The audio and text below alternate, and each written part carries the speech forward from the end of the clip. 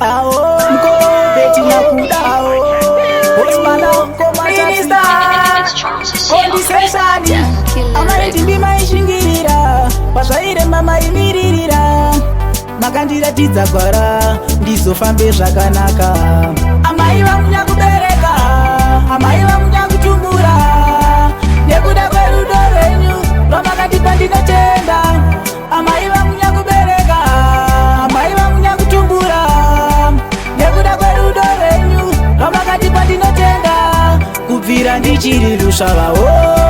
ndisati ndazivawo nekuda kwerudo rwenyu rwamakandipa ndinotenda mashoko enyama indipa ndichiyaruka muchida kuti njere dzangu dzigozaruka maisada kuzondisiya ndichipanduka chamaisada kuti ndirarame semhuka chero zvazvo takakura tichitambura ndimi makandidzidzisa kuzvishandira maisada kuona tsika dzichiyerera chamaida kuti ndive mwana anotera saka ndinoda kuisa maoko kwamuri masivanda kuti muzodya nekupfeka zvamakashanda amai vamunya kubereka amai vamunya kutumbura nekuda kwerudo rwenyu rwamakandipa ndinotenda imi amai vamunya kubereka amai vamunya kutumbura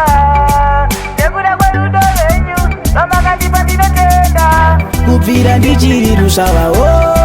ndisati ndazivawo nekuda kwerudo rwenyu rwamakandipa ndinotenda maindirangamba nezvakaipa ndaita kugadzirisa wangu penyu maifaita kuchechi muchitidzidzisa kunamata kuti ndide vamwe semadiro andozviita mari yemaricho nevamaitengesa zvakaoma kuchikoro mandiendesa chivavariro ndive mwana anodadisa kuti pamberi pevanhu ndisanyadzisa saka ndinoda kuisa maoko kwamuri masivanda kuti muzodya nekupfeka zvamakashanda amai